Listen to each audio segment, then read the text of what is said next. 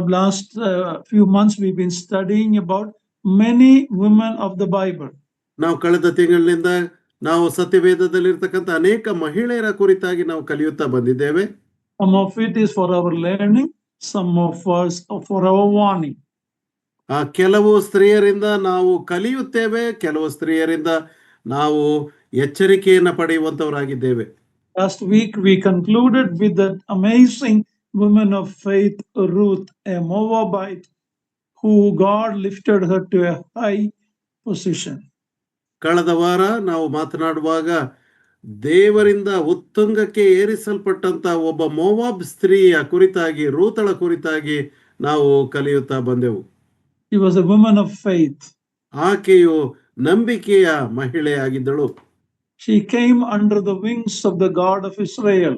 ಇಸ್ರಾಯೇಲ್ ದೇವರ ರೆಕ್ಕೆಯ ಮರೆಯನ್ನು ಆಶ್ರಯಿಸಿ ಬಂದಂತವಳು ಆಕೆ ಆಗಿದ್ದಳು. She was from a very terrible background. ಆಕೆಯ ಹಿನ್ನೆಲೆ ಬಹು ಘೋರವಾದಂತಹ ಹಿನ್ನೆಲೆ ಆಗಿತ್ತು. But that didn't stop her from following the Lord God of Israel. ಆದರೆ ಇಸ್ರಾಯೇಲ್ ದೇವರನ್ನ ಹಿಂಬಾಲಿಸುವುದರಲ್ಲಿ ಅದ್ಯಾವುದು ಸಹ ಅಡ್ಡಿ ಬರಲಿಲ್ಲ. And she became not only Boaz's wife, but the grandmother of David and the great grandmother of the Messiah, the Lord Jesus Christ. ಆಕೆಯು ಕೇವಲ ಬೋವಜನ ಹೆಂಡತಿಯಾಗಿರುವುದಲ್ಲದೆ ಆಕೆಯು ದಾವೀದನ ಅಜ್ಜಿ ಆದಳು ಮತ್ತು ನಮ್ಮ ಕರ್ತನಾದ ಯೇಸು ಕ್ರಿಸ್ತನ ಮುತ್ತಜ್ಜಿ ಆಕೆ ಆಗಿದ್ದಳು. Somebody has said the world is yet to see what God can do with a person who is totally committed to the Lord. ಯಾರೋ ಹೀಗೆ ಹೇಳಿದ್ದಾರೆ, ಸಂಪೂರ್ಣವಾಗಿ ಕರ್ತನಿಗೆ ಒಪ್ಪಿಸಿಕೊಂಡಂತ ಒಬ್ಬನನ್ನು ದೇವರು ಯಾವ ರೀತಿಯಲ್ಲಿ ಯಾವ ಮಕ್ಕಳಿಗೆ ಉಪಯೋಗಿಸಬಹುದು ಎಂದು ಇನ್ನೂ ಲೋಕ ನೋಡಲಿಲ್ಲ. That means God can do great things for someone like Ruth who is totally committed to the Lord. ಅದರ ಅರ್ಥವೇನಂತಂದ್ರೆ, ದೇವರಿಗೆ ಸಂಪೂರ್ಣವಾಗಿ ಒಪ್ಪಿಸಿಕೊಂಡಂತ ಅವರಿಂದ ಯಾವ ಕಾರ್ಯಗಳು ನಡೆಯುತ್ತವೆ ಎಂಬುದಾಗಿ ಲೋಕವು ತಿಳ್ಕೊಳ್ಳುವಂತದ್ದಾಗಿದೆ. Now we are going to look at another woman of the Bible in the next book after Ruth, that is First Samuel. ಈಗ ರೂತಳ ಪುಸ್ತಕ ಆದ ನಂತರ ಬರ್ತಕ್ಕಂಥದ್ದು ಮೊದಲನೇ ಸಮುವೇಲನ ಗ್ರಂಥವಾದ್ದರಿಂದ ಅಲ್ಲಿ ಒಬ್ಬ ಮಹಿಳೆಯ ಕುರಿತಾಗಿ ನಾವು ಕಲಿಯುತ್ತೇವೆ. I think all my sisters know who we are going to study about. ಸಹೋದರಿಯರಿಗೆ ಈಗ ಗೊತ್ತಾಗಿರಬಹುದು ನಾವು ಯಾರ ಕುರಿತಾಗಿ ಕಲಿಯುತ್ತೇವೆ ಎಂಬುದಾಗಿ. Read First Samuel chapter 1 to 6, brother. ಮೊದಲನೇ ಸಮುವೇಲನ ಗ್ರಂಥ 1ನೇ ಅಧ್ಯಾಯ 1ರಿಂದ 6 ವಚನಗಳು. ಎಫ್ರಾಯಿಂ ಬೆಟ್ಟದ ಸೀಮೆಯಲ್ಲಿನ ರಾಮತ್ತಯಿಮ್ ಚೋಫೀಮ್ ಊರಿನಲ್ಲಿ ಎಲ್ಕಾನನೆಂಬ ಒಬ್ಬ ಮನುಷ್ಯನಿದ್ದನು. ಇವನು ಯೋರಾಹಾಮನ ಮಗನು, ಎಲಿಹುವಿನ ಮೊಮ್ಮಗನು, ತೋಹುವಿನ ಮರಿಮಗನು ಆಗಿದ್ದನು. ತೋಹು ಎಂಬುವನು ಎಫ್ರಾಯಿಮನಾದ ಚೂಫನ ಮಗನು. ಎಲ್ಕಾನನಿಗೆ ಹನ್ನಳು, ಪೆನಿನ್ನಳು ಎಂಬ 2 ಹೆಂಡತಿಯರಿದ್ದರು. ಪೆನಿನ್ನಳಿಗೆ ಮಕ್ಕಳಿದ್ದರು, ಹನ್ನಳಿಗೆ ಇರಲಿಲ್ಲ. ಅವನು ಪ್ರತಿ ವರ್ಷವೂ ಸೇನಾಧೀಶ್ವರನಾದ ಯೆಹೋವನಿಗೆ ಯಜ್ಞವನ್ನು ಸಮರ್ಪಿಸಿ ಆತನನ್ನು ಆರಾಧಿಸುವುದಕ್ಕೋಸ್ಕರ ತನ್ನ ಊರಿನಿಂದ ಶಿಲೋವಿಗೆ ಹೋಗುತ್ತಿದ್ದನು. ಅಲ್ಲಿ ಏಲಿಯ ಮಕ್ಕಳಾದ ಹೊಫ್ನಿ, ಫಿನೆಹಾಸ್ ಎಂಬುವರು ಯೆಹೋವನ ಯಾಜಕರಾಗಿದ್ದರು. ಎಲ್ಕಾನನು ಯಜ್ಞವನ್ನು ಅರ್ಪಿಸಿದಾಗೆಲ್ಲ ತನ್ನ ಹೆಂಡತಿಯಾದ ಪೆನಿನ್ನಳಿಗೂ ಆಕೆಯ ಎಲ್ಲ ಗಂಡು ಹೆಣ್ಣು ಮಕ್ಕಳಿಗೂ ಭಾಗಗಳನ್ನು ಕೊಡುತ್ತಿದ್ದನು. ಅವನು ಹನ್ನಳನ್ನು ಬಹಳವಾಗಿ ಪ್ರೀತಿಸಿದರೂ ಯೆಹೋವನು ಆಕೆಗೆ ಮಕ್ಕಳನ್ನು ಕೊಡಲಿಲ್ಲವಾದ್ದರಿಂದ ಆಕೆಗೆ 1 ಭಾಗವನ್ನು ಮಾತ್ರ ಕೊಡುತ್ತಿದ್ದನು. ಇದಲ್ಲದೆ ಆಕೆಯ ಸವತಿಯು ಯೆಹೋವನು ನಿನ್ನನ್ನು ಬಂಜೆಯನ್ನಾಗಿ ಮಾಡಿದ್ದಾನೆ ಎಂದು ಹೇಳಿ ಆಕೆಯನ್ನು ಕೆಣಕಿ ನೋಯಿಸುತ್ತಿದ್ದಳು. Now when we meet this woman Hannah, she is a barren woman. ನಾವು ಈ ಹನ್ನಳನ್ನ ಕುರಿತಾಗಿ ನಾವು ಯೋಚಿಸುವಾಗ ಆಕೆಯು ಬಂಜೆಯಾಗಿದ್ದಂತ ಸ್ತ್ರೀಯಾಗಿದ್ದಳು. Many a times in the Bible, a barren womb is the starting point for God's blessing. ಸತ್ಯವೇದದಲ್ಲಿ ಅನೇಕ ಭಾಗಗಳಲ್ಲಿ ನಾವು ನೋಡುವಾಗ ಬಂಜೆಯ ಒಂದು ಗರ್ಭಕೋಶವು ಅದು ಆಶೀರ್ವಾದದ ಪ್ರಾರಂಭದ ನೆಲೆಯಾಗಿರುವಂತದ್ದಾಗಿದೆ. And we read about Elkanah who had 2 wives. ನಾವು ಅಲ್ಲಿ ಓದ್ತೇವೆ ಎಲ್ಕಾನನಿಗೆ ಇಬ್ಬರು ಹೆಂಡತಿಯರಿದ್ದರು ಎಂಬುದಾಗಿ. Hannah's name is given first, ಹನ್ನಳ ಹೆಸರು ಮೊದಲನೇದಾಗಿ ಕೊಡಲ್ಪಟ್ಟಿದೆ. and then Peninnah. ಆಮೇಲೆ ಪೆನಿನ್ನಳ ಹೆಸರು ಬರೆಯಲ್ಪಟ್ಟಿದೆ. I don't know, since Hannah had no children, Elkanah married another woman expecting children. I don't know. ಅದು ನನಗೆ ಗೊತ್ತಿಲ್ಲ. ಬಹುಶಃ ಆಕೆಗೆ ಮಕ್ಕಳಿರಲಿಲ್ಲ ಎಂಬುದಾಗಿ ಎರಡನೆಯ ಮದುವೆಯನ್ನು ಆದನೋ ಏನೋ ನನಗೆ ಗೊತ್ತಿಲ್ಲ. In Indian culture, many people do like that. ಭಾರತೀಯ ಸಂಸ್ಕೃತಿಯಲ್ಲಿಯೂ ಸಹ ಅನೇಕ ಜನರು ಈ ರೀತಿಯಾಗಿ ಮಾಡುವುದನ್ನು ನಾವು ನೋಡಿದ್ದೇವೆ. Anyhow, Hannah was in a family that was discriminating her. The other wife of Elkanah was discriminating her. ಅಲ್ಲಿ ಎಲ್ಕಾನನ ಮತ್ತೊಬ್ಬ ಹೆಂಡತಿಯು ಹನ್ನಳನ್ನ ಪೀಡಿಸುತ್ತಿದ್ದಳು ಎಂಬುದಾಗಿ ನಾವು ಅಲ್ಲಿ ಓದುತ್ತೇವೆ. Polygamy, having more than one wife, is not God's original plan. ನಿಜವಾಗಿಯೂ ಯೋಚಿಸುವಾಗ ದೇವರ ಮೂಲ ಉದ್ದೇಶ ಒಬ್ಬಳಿಗಿಂತ ಹೆಚ್ಚಿನ ಹೆಂಡತಿಯು ಇರಬಾರದು ಎಂಬುದಾಗಿ. God created for Adam one woman, Eve. ದೇವರು ಆದಾಮನನ್ನು ಉಂಟು ಮಾಡಿ ಆತನಿಗೆ ಒಬ್ಬ ಮಹಿಳೆ ಅಂದ್ರೆ ಹವ್ವಳನ್ನ ಸಹಕಾರಿಯಾಗಿ ಕೊಟ್ಟನು. But polygamy is seen in the Bible. ಆದರೆ ಬಹುಪತ್ನಿತ್ವವು ಅದು ಸತ್ಯವೇದದಲ್ಲಿ ಕಂಡು ಬರುತ್ತದೆ. Bible faithfully records what happened, but it's not approving it. ಸತ್ಯವೇದವು ಏನು ಸಂಭವಿಸಿತೋ ಅದನ್ನ ಖಡಾಖಂಡಿತವಾಗಿ ತಿಳಿಸುವಂತದ್ದಾಗಿದೆ, ಆದರೆ ಅದನ್ನ ಅಧಿಕೃತಗೊಳಿಸುವುದಿಲ್ಲ. God is not approving it, even though he permitted it. ಅದನ್ನ ಅನುಮತಿಸಿದಾಗ್ಯೂ ಸಹ ದೇವರು ಅದನ್ನ ದೃಢೀಕರಿಸಿ ಅದನ್ನ ಒಪ್ಪುವಂತ ರೀತಿಯಲ್ಲಿ ಇರುವುದಿಲ್ಲ. And all the double polygamy families had their own problem.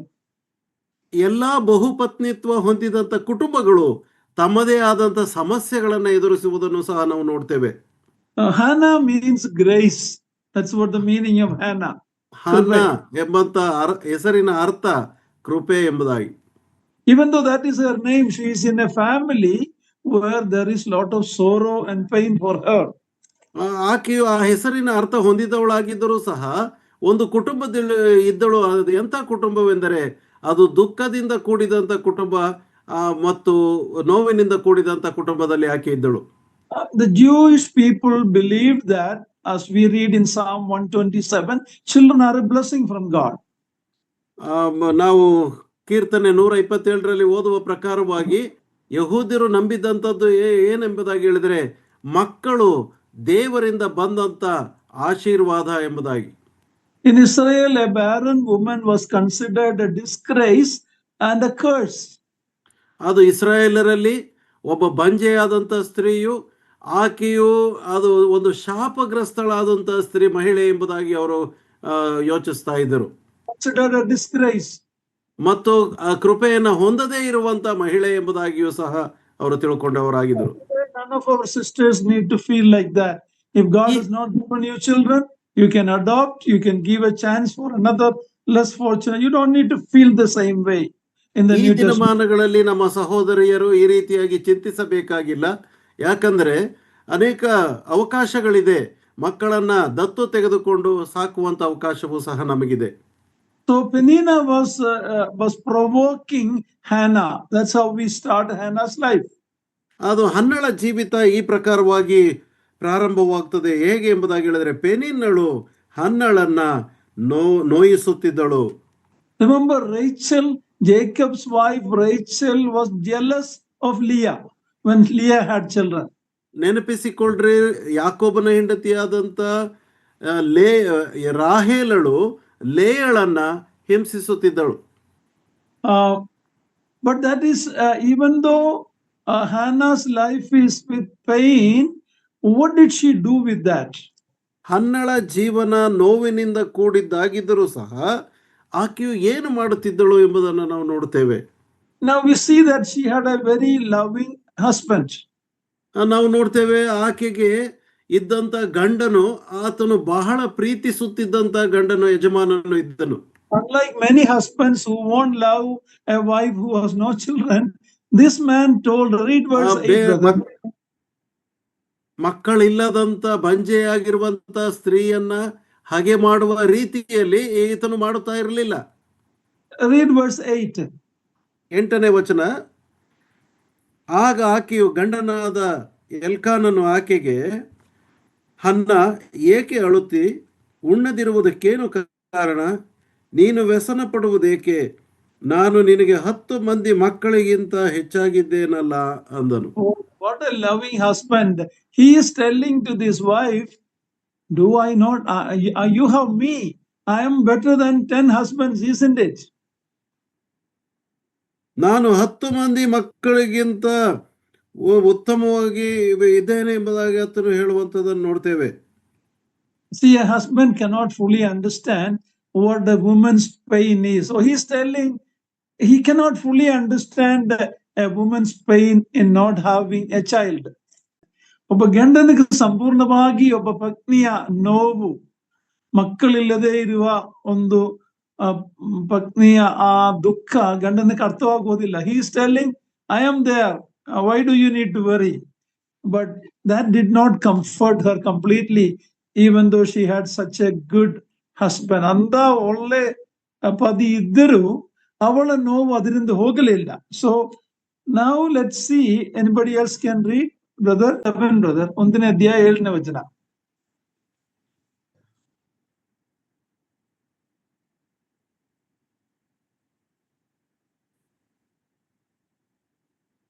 Rajesh? S brother ಓದ್ತಾ ಇದ್ದೀನಿ. 7ನೇ ವಚನ ಓದಿ. ಯೆಹೋವನ ಮಂದಿರಕ್ಕೆ ಹೋದಾಗೆಲ್ಲ ಎಲ್ಕಾನನು ಹಾಗೆಯೇ ಮಾಡುತ್ತಿದ್ದರಿಂದಲೂ, ಪೆನಿನಳು ಆಕೆಯನ್ನ ರೇಗಿಸುತ್ತಿದ್ದರಿಂದಲೂ ಅನ್ನಳು ಒಂದಾನೊಂದು ಸಾರಿ ಉಣ್ಣಲೊಲ್ಲದೆ ಅಳುತ್ತಾ ಇದ್ದಳು. Now Hannah was a woman of tears, a pain. Normally it is said that a woman's great weapon, Ayudha, is her tear. ಸಾಮಾನ್ಯವಾಗಿ ನಾವು ಕೇಳಿಸಿಕೊಳ್ತೇವೆ, ಒಬ್ಬ ಸ್ತ್ರೀಯ ಬಲಶಾಲಿಯಾದಂತ ಆಯುಧ ಅಂದ್ರೆ ಆಕೆಯ ಕಣ್ಣೀರು. But this woman Hannah, what did she do with that tear? She poured it before God. ಆದ್ರೆ ಈ ಹನ್ನಳೆಂಬಂತ ಸ್ತ್ರೀಯು ತನ್ನ ಕಣ್ಣೀರನ್ನ ದೇವರ ಸನ್ನಿಧಿಯಲ್ಲಿ ಆಕೆ ಹೊಯ್ದು ಬಿಟ್ಟಿದ್ದಾಳೆ. Whether you are a man or a woman, that is the best place to shed your tears. ಇದು ಗಂಡಸಾಗ್ಲಿ ಅಥವಾ ಹೆಂಗಸಾಗ್ಲಿ, ಇದು ಒಂದು ಒಳ್ಳೆ ಸ್ಥಳವು ಕಣ್ಣೀರನ್ನ ಸುರಿಸುವುದಕ್ಕೆ ಇದಾಗಿರುತ್ತದೆ. Her other wife, Elkanah's other wife is provoking her. ಆತನ ಇನ್ನೊಬ್ಬ ಹೆಂಡತಿಯು ಆಕೆಯನ್ನ ಪೀಡಿಸುತ್ತಾ ಇರುವಾಗ, and Elkanah, even though he loves her, he cannot fully understand her pain of not having a child.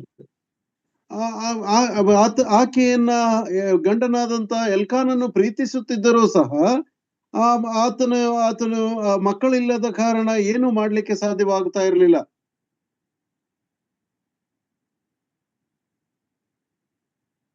He is telling, I am here, why you worry? ಆತನು ಹೇಳ್ತಾ ಇದ್ದಾನೆ, ನಾನಿದ್ದೇನಲ್ಲ, ಯಾಕೆ ವ್ಯಸನ ಪಡುತ್ತಿ ಎಂಬುದಾಗಿ ಹೇಳುತ್ತಾನೆ. Okay, read verse 10 and 11. 10 ಮತ್ತು 11ನೇ ವಚನ ಓದುತ್ತೇವೆ. 1ನೇ ಅಧ್ಯಾಯ. ಹೋಗಿ ಬಹು ದುಃಖದಿಂದ ಕಣ್ಣೀರು ಸುರಿಸುತ್ತಾ ಯೆಹೋವನನ್ನು ಕುರಿತು, ಸೇನಾಧೀಶ್ವರನಾದ ಯೆಹೋವನೇ, ನಿನ್ನ ದಾಸಿಯ ದುಃಖವನ್ನು ಪರಾಂಬರಿಸು. ನನ್ನನ್ನು ತಿರಸ್ಕರಿಸದೆ ಕನಿಕರ ಬಿಟ್ಟು ನನಗೊಬ್ಬ ಮಗನನ್ನು ಕೊಡಬೇಕು. ಅವನು ಜೀವದಿಂದಿರುವ ತನಕ ನಿನ್ನವನಾಗಿಯೇ ಇರುವ ಹಾಗೆ ನಿನಗೆ ಪ್ರತಿಷ್ಠಿಸಿ ಕೊಡುವೆನು. ಅವನ ತಲೆಯ ಮೇಲೆ ಕ್ಷೌರ ಕತ್ತಿಯನ್ನು ಬರಗುಡಿಸುವುದಿಲ್ಲ ಎಂದು ಪ್ರಾರ್ಥಿಸಿ ಹರಕೆ ಮಾಡಿದಳು. Hannah totally cast her pain at the mercy of God. ಹನ್ನಳು ಪರಿಪೂರ್ಣವಾಗಿ ತನ್ನ ದುಃಖವನ್ನು ಕನಿಕರ ಪಡಿಸುವಂತ ದೇವರ ಮುಂದೆ ಆಕೆ ಹೊಯ್ದು ಬಿಟ್ಟಳು. We see King Hezekiah doing that. When there was a threat against him, he went and spread that letter in the presence of God, and he shed tears before the Lord. ಇದನ್ನೇ ನಾವು ಹಳೆ ಒಡಂಬಡಿಕೆಯಲ್ಲಿ ಅರಸನಾದಂತ ಹಿಜ್ಕೀಯನು, ಅವನಿಗೆ ಭಯ ಉಂಟಾದಾಗ ಆತನು ತನ್ನ ಕಾಗದ ಪತ್ರವನ್ನ ದೇವಾಲಯದಲ್ಲಿ ಹರಡಿ ಕಣ್ಣೀರಿಟ್ಟು ಆತನು ಪ್ರಾರ್ಥಿಸುವುದನ್ನ ನೋಡ್ತೇವೆ. In the New Testament, we see some women coming to the feet of the Lord and shedding tears. ಹೊಸ ಒಡಂಬಡಿಕೆಯಲ್ಲಿಯೂ ಸಹ ಅನೇಕ ಮಹಿಳೆಯರು ಕರ್ತನಾದ ಯೇಸು ಕ್ರಿಸ್ತನ ಪಾದದ ಬಳಿಗೆ ಬಂದು ಕಣ್ಣೀರಿಡುವುದನ್ನು ನಾವು ನೋಡಿದ್ದೇವೆ. We read in the Bible, the Lord gathers that tears in a bottle. ನಾವು ಸತ್ಯವೇದದಲ್ಲಿ ಓದ್ತೇವೆ, ದೇವರು ಕಣ್ಣೀರನ್ನು ಒಂದು ಬಟ್ಟಲಿನಲ್ಲಿ ಆತನು ಸಂಗ್ರಹಿಸಿಡುತ್ತಾನೆ ಎಂಬುದಾಗಿ. So the best place to pour our tears is before the Lord. ಆದುದರಿಂದ ನಾವು ನಮ್ಮ ಕಣ್ಣೀರನ್ನ ಸುರಿಸುವಂತ ಒಂದು ಒಳ್ಳೆ ಸ್ಥಳ ಯಾವುದು ಎಂಬುದಾಗಿ ಹೇಳಿದ್ರೆ ದೇವರ ಎದುರಿನಲ್ಲಿಯೇ. And she's praying and asking for a male child. ಆಕೆಯು ಪ್ರಾರ್ಥಿಸುತ್ತಾ ಆಕೆ ಕೇಳಿಕೊಳ್ಳುತ್ತಿರುವುದೇನೆಂದರೆ ಒಬ್ಬ ಗಂಡು ಮಗನನ್ನ ಆಕೆ ಬೇಡಿಕೊಳ್ಳುತ್ತಾ ಇದ್ದಾಳೆ. Now it is not for so that boy can comfort her when she become old. That is not the reason. ಅದು ಆತನು ಆ ಮಗು ಬೆಳೆದು ದೊಡ್ಡವನಾದಾಗ ಆಕೆಯನ್ನ ಸಂತೈಸುವುದಕ್ಕೋಸ್ಕರವಾಗಿ ಎಂಬುದಾಗಿ,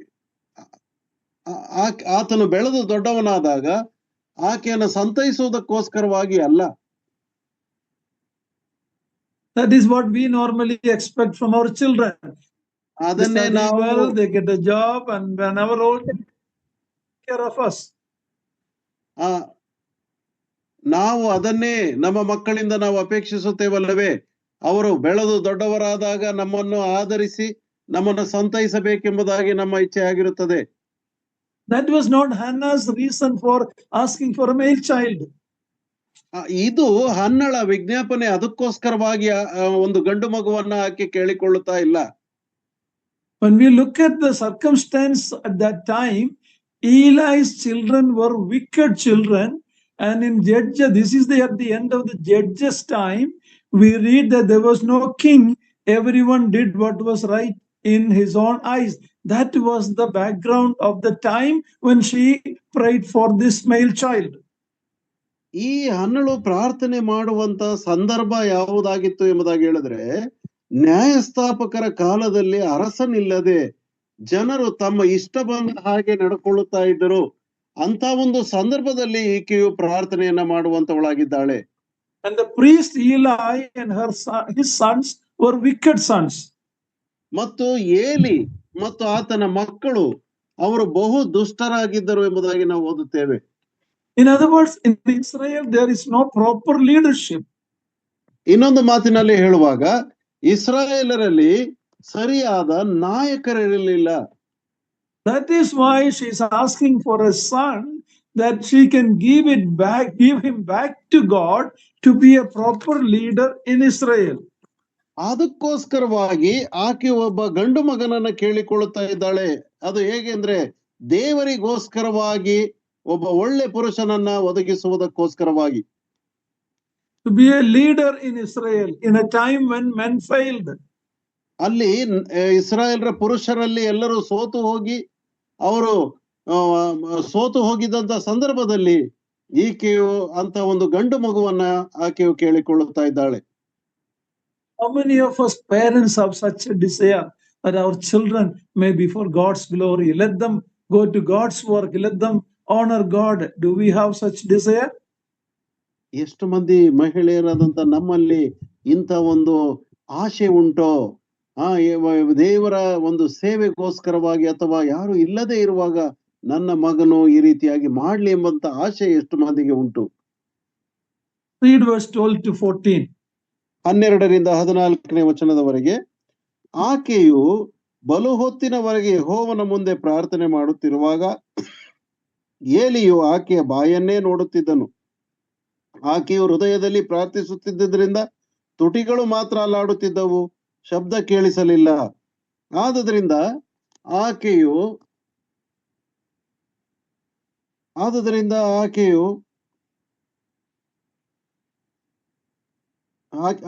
ಹೃದಯದಲ್ಲಿ ಪ್ರಾರ್ಥಿಸುತ್ತಿದ್ದರಿಂದ ತುಟಿಗಳು ಮಾತ್ರ ಅಲ್ಲಾಡುತ್ತಿದ್ದವು, ಶಬ್ದ ಕೇಳಿಸಲಿಲ್ಲ. ಆದುದರಿಂದ ಈಕೆಯು ಮದ್ಯಪಾನ ಮಾಡಿದ್ದಾಳೆಂದು ಅವನು ನೆನೆಸಿ, ನಿನ್ನ ಅಮಲು ಇನ್ನೂ ಇಳಿಯಲಿಲ್ಲವೋ?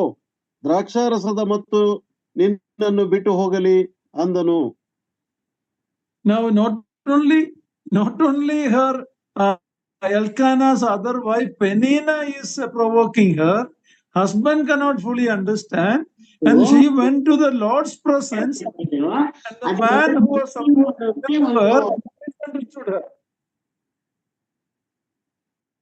ಪೆನಿನಳು ಆಕೆಗೆ ಪೀಡಿಸುತ್ತಿದ್ದದ್ದು ಮಾತ್ರವಲ್ಲದೆ ಆಕೆಯನ್ನ ಪ್ರೀತಿಸುತ್ತಿದ್ದಂತ ಯಜಮಾನನು ಸಹ not fully understanding her pain. ಏಲಿಯು ಆಕೆಯ ನೋವನ್ನ ಸಂಪೂರ್ಣವಾಗಿ ಅರ್ಥ ಮಾಡಿಕೊಂಡಿರಲಿಲ್ಲ. No, I'm talking about the Elkanah, her husband not fully understanding her pain. ಆಕೆಯ ಯಜಮಾನನಾದಂತ ಎಲ್ಕಾನನು ಆಕೆಯ ನೋವನ್ನ ಪರಿಪೂರ್ಣವಾಗಿ ಅರ್ಥ ಮಾಡಿಕೊಂಡಿರಲಿಲ್ಲ. Now here is the priest of God who is also misunderstanding her.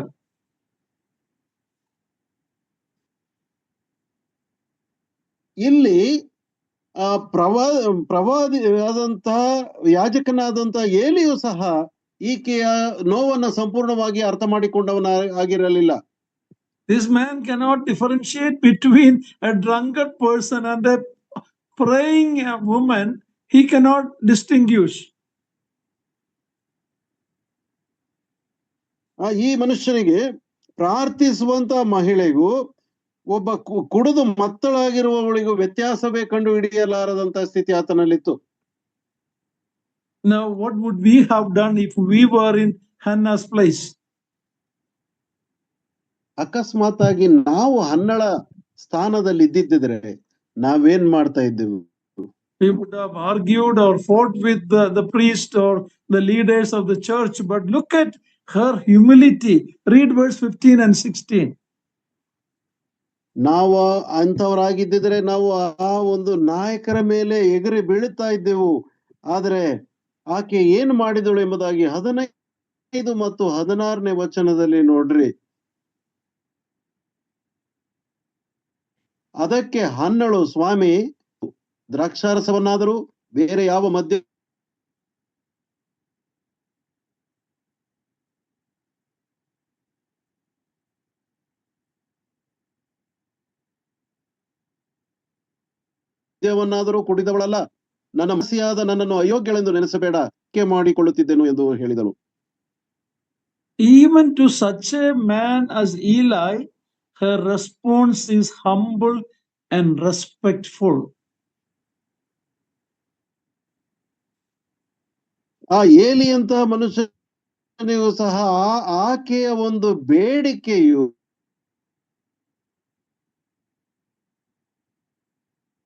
it was humble and respectful. ಗೌರವಯುತವಾಗಿತ್ತು ಮತ್ತು ಅದು ಬಹು ಆತನ ಮುಂದೆ ಹೇಳಿದಳು. He respected his position as a priest, so she humbly explained her pain to him.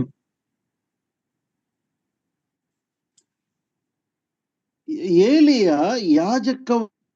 ಯಾಜಕೋದ್ಯೋಗವನ್ನ ಬಹು ಗೌರವದಿಂದ ಕಂಡು ಆಕೆಯು ಆತನಿಗೆ ಗೌರವದಿಂದ ಬಹು ನಮ್ರತೆಯಿಂದ ಅದನ್ನ ಹೇಳಿಕೊಳ್ಳುವುದನ್ನು ನೋಡ್ತೇವೆ.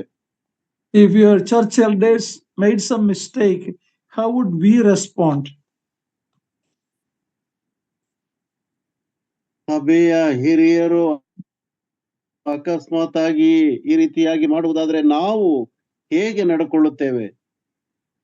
So we see in Hannah a humble woman who respected the man of God Eli, even though there were failure in him.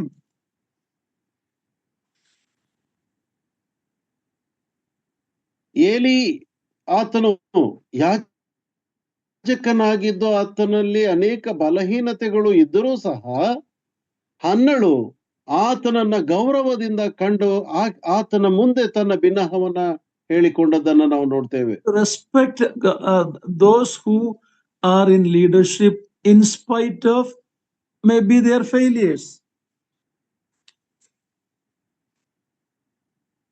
ನಾಯಕರನ್ನ ನೀವು ಗೌರವಯುತವಾಗಿ ನಾವು ನೋಡಬೇಕು. ಯಾಕಂತಂದ್ರೆ ಅವರ ಸೋಲುವಿಕೆ ಅಥವಾ ಅವರ ಬಲಹೀನತೆಯ ನಡುವೆಯೂ ಸಹ ಗೌರವವನ್ನ ಕಡಿಮೆ ಮಾಡಬಾರದು. You remember that attitude David had when he had an opportunity to kill King Saul? He was afraid to, even when he cut a piece of his garment, it struck David's heart because he was once the anointed of God.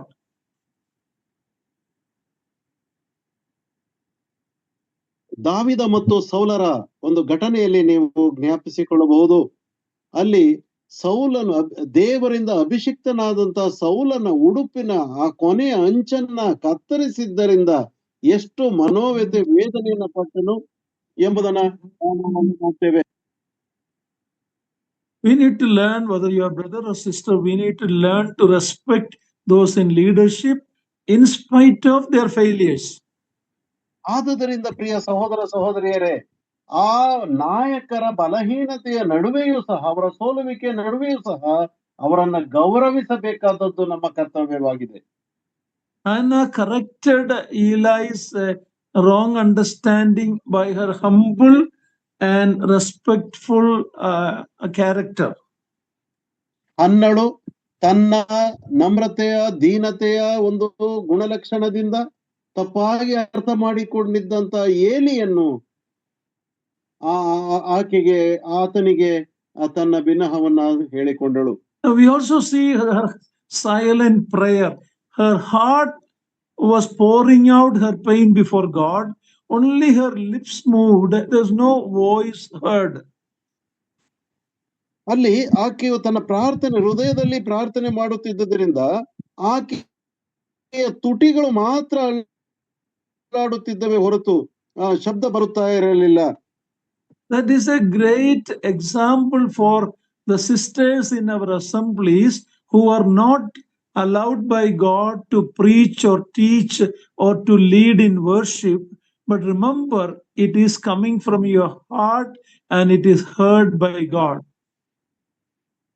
ನಮ್ಮ ಸಭೆಗಳಲ್ಲಿ, ಸಹೋದರ ಸಭೆಗಳಲ್ಲಿ ಇರ್ತಕ್ಕಂಥ ಸಹೋದರಿಯರಿಗೆ ಇದು ಒಂದು ಒಳ್ಳೆ ಉದಾಹರಣೆ ಆಗಿದೆ. ಏನೆಂಬುದಾಗಿ ಹೇಳಿದ್ರೆ, ನಮ್ಮ ಸಹೋದರ ಸಭೆಗಳಲ್ಲಿ ಆರಾಧನೆಯಲ್ಲಿ ಮಾತನಾಡುವುದಕ್ಕೆ ಅಥವಾ ಬೋಧಿಸುವುದಕ್ಕೆ ಅವಕಾಶವಿಲ್ಲದಿದ್ದರೂ ಸಹ ಸಹೋದರಿಯರು ಹೃದಯಾಂತರಾಳದಿಂದ ತಮ್ಮ ಸ್ತುತಿ ಸ್ತೋತ್ರಗಳನ್ನ ಅವರು ವ್ಯಕ್ತಪಡಿಸುವಂತ ಒಂದು ಒಳ್ಳೆಯ ಸಂದರ್ಭ ಅವರದ್ದಾಗಿರುತ್ತದೆ.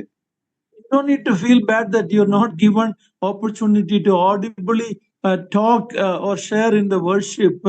And I have a belief that maybe our sisters are worshiping more our Lord from their heart than maybe many brothers. ನಾನು ಹೀಗೆ ನೆನೆಸ್ತೇನೆ, ನಮ್ಮ ಸಹೋದರಿಯರು ಸಹೋದರರಿಗಿಂತ ಉತ್ತಮವಾದ ರೀತಿಯಲ್ಲಿ ಆರಾಧನೆಯನ್ನ ತಮ್ಮ ಹೃದಯದಿಂದ ಅವರು ಸಲ್ಲಿಸುವಂತವರಾಗಿರುತ್ತಾರೆ ಎಂಬುದಾಗಿ. ಆದುದರಿಂದ ಸಭೆಯಲ್ಲಿ ಮಾತನಾಡದೇ ಇರುವಂತದ್ದು ಇದ್ದರೂ ಸಹ ಅದಕ್ಕಾಗಿ ವ್ಯಸನ ಪಡುವಂತದ್ದು ಅವಶ್ಯಕತೆ ಇಲ್ಲ. Many women who came to Jesus' feet when he was here, they never opened their mouth or said anything, but the Lord heard their request and he was moved by their tears. ಅನೇಕ ಸ್ತ್ರೀಯರು ಯೇಸುವಿನ ಪಾದದ ಬಳಿಗೆ ಬಂದು ಅವರು ಹೇಳುವುದಕ್ಕಿಂತ ಮುಂಚಿತವಾಗಿಯೇ ಅವರ ಕಣ್ಣೀರನ್ನ ನೋಡಿ ಕರ್ತನು ಅವರ ಬಿನ್ನಹವನ್ನ ಮೊದಲೇ ತಿಳಿದುಕೊಂಡವನಾಗಿದ್ದನು. In her prayer, Hannah was concerned about her physical barrenness.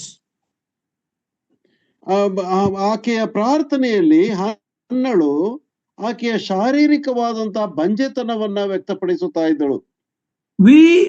You and I need to be mourning, crying for our spiritual barrenness.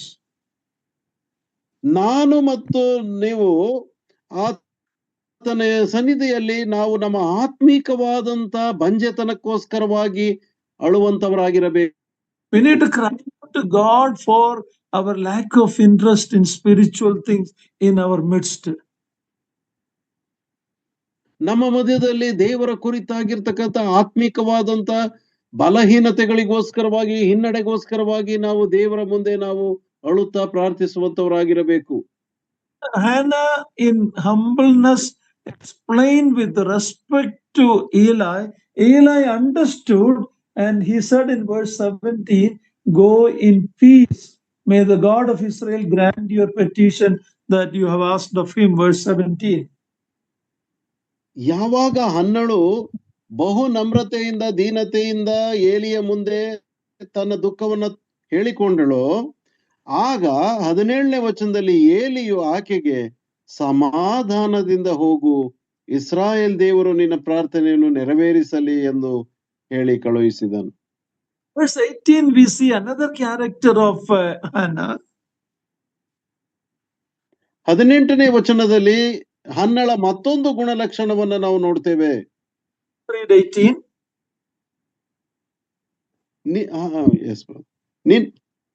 ನಿನ್ನ ದಾಸಿಯ ಮೇಲೆ ಕಟಾಕ್ಷವಿರಲಿ ಎಂದು ಹೇಳಿ ಹೊರಟು ಹೋಗಿ ಊಟ ಮಾಡಿದಳು. ಆಮೇಲೆ ಆಕೆಯ ಮೋರೆಯಲ್ಲಿ ದುಃಖವು ಕಾಣಲಿಲ್ಲ. What a beautiful thing. It is a challenge to me. Many times I pray, but then later I'm still sad because of the circumstances, lot of things. But Hannah, once she committed her request to the Lord and she was told to go in peace, she was never unhappy again. ನನಗೂ ಸಹ ಅನೇಕ ಸನ್ನಿವೇಶಗಳಲ್ಲಿ ಸಿಕ್ಕಿಕೊಂಡಾಗ ಈ ರೀತಿಯಾಗುತ್ತದೆ. ಪ್ರಾರ್ಥನೆ ಮಾಡಿದ ನಂತರವೂ ಸಹ ದುಃಖದಿಂದ ಇರುವಂತದನ್ನು ನೋಡ್ತೇವೆ. ಆದ್ರೆ ಹನ್ನಳು ಆ ರೀತಿಯಾಗಿ ಮಾಡಲಿಲ್ಲ. ಒಂದು ಸಾರಿ ದೇವರ ಮುಂದೆ ತನ್ನ ಪ್ರಾರ್ಥನೆಯನ್ನ ಹೊಯ್ದ ನಂತರ ದುಃಖವಿಲ್ಲದವಳಾಗಿ ಆಕೆಯು ಊಟ ಮಾಡಿದ್ದನ್ನು ನೋಡ್ತೇವೆ. So we can cast our burdens upon the Lord and leave that burden at his feet. ಆದುದರಿಂದ ನಮ್ಮೆಲ್ಲಾ ಚಿಂತಾಭಾರವನ್ನು ಕರ್ತನಿಗೆ ವಹಿಸಿ ನಾವು ನಿಶ್ಚಿಂತೆಯಿಂದ ನಾವು ಇರುವಂತದ್ದು ಒಳ್ಳೆಯದು. Read Philippians 4, 6 and 7. ಫಿಲಿಪ್ಪಿ ಪತ್ರಿಕೆ 4ನೇ ಅಧ್ಯಾಯ 6 ಮತ್ತು 7ನೇ ವಾಕ್ಯ. ಫಿಲಿಪ್ಪಿ ಪತ್ರಿಕೆ 4ನೇ ಅಧ್ಯಾಯ 6 ಮತ್ತು 7ನೇ ವಚನ. ಯಾವ ಸಂಬಂಧವಾಗಿಯೂ ಚಿಂತೆ ಮಾಡದೆ ಸರ್ವ ವಿಷಯದಲ್ಲಿ ದೇವರ ಮುಂದೆ ಕೃತಜ್ಞತಾ ಸ್ತುತಿಯನ್ನು ಪ್ರಾರ್ಥನೆ ವಿಜ್ಞಾಪನೆಗಳನ್ನು ಮಾಡುತ್ತಾ ನಿಮಗೆ ಬೇಕಾದದ್ದನ್ನು ತಿಳಿಯಪಡಿಸಿರಿ. ಆಗ ಎಲ್ಲಾ ಗ್ರಹಿಕೆಯನ್ನು ಮೀರುವ ದೇವ ಶಾಂತಿಯು ನಿಮ್ಮ ಹೃದಯಗಳನ್ನು ಯೋಚನೆಗಳನ್ನು ಕ್ರಿಸ್ತ ಯೇಸುವಿನಲ್ಲಿ ಕಾಯುವುದು. New Testament we read about two kind of peace. ಹೊಸ ಒಡಂಬಡಿಕೆಯಲ್ಲಿ 2 ತರವಾದಂತ ಸಮಾಧಾನ ಶಾಂತಿಯ ಕುರಿತಾಗಿ ನಾವು ಕಲಿಯುತ್ತೇವೆ. In Romans 5:1 we read about peace with God. ದೇವರೊಂದಿಗೆ peace with God. ರೋಮ ಪತ್ರಿಕೆ 5ನೇ ಅಧ್ಯಾಯ 1ನೇ ವಚನ ನೋಡುವ ಪ್ರಕಾರವಾಗಿ ನಾವು ದೇವರೊಂದಿಗೆ ಉಂಟಾದ ಸಮಾಧಾನ ಎಂಬುದಾಗಿ ನೋಡ್ತೇವೆ. The sinner repent and believe in what Christ has done for him or her, immediately we receive peace with God. We are reconciled with God.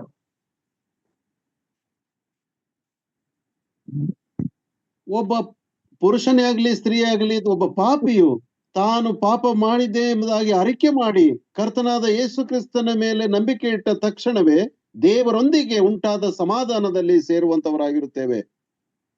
But as believers, many times we don't have the peace of God.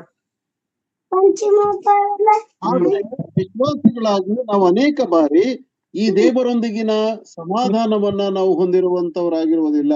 ದೇವರೊಂದಿಗೆ ಅಲ್ಲ, ದೇವರ ಶಾಂತಿ. ದೇವರೊಂದಿಗೆ ಶಾಂತಿ ಇದೆ, because we are reconciled, but we don't have the peace of God. That is what Philippians 4, 6 and 7 is guaranteeing us. ಎಲ್ಲಾ ಗ್ರಹಿಕೆಯನ್ನು ಮೀರುವ ದೇವ ಶಾಂತಿ. That peace of God many times we believers don't experience.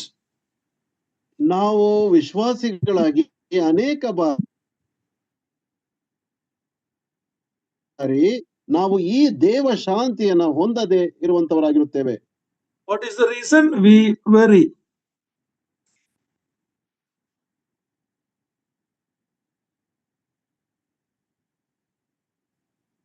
ಇದಕ್ಕೆ ಕಾರಣ ಚಿಂತೆ ಮಾಡಬಾರದು, but we worry. That's the reason. ಇದಕ್ಕೆ ಕಾರಣ ನಾವು ಯಾವುದೇ ಕಾರಣವಾಗೂ ಚಿಂತಿಸದೆ ನಾವು ಚಿಂತಿಸುವುದರಿಂದ ನಮಗೆ ದೇವ ಶಾಂತಿಯು ಇರುವುದಿಲ್ಲ. Okay, in verse 20, please read verse 20. 20ನೇ ವಚನ, ನಮ್ಮ ತಂದೆಯಾದ ದೇವರಿಗೆ, ಸಾರಿ, First Samuel 1:20, brother. 1 ಸಮುವೇಲ 1ನೇ ಅಧ್ಯಾಯ 20ನೇ ವಚನ.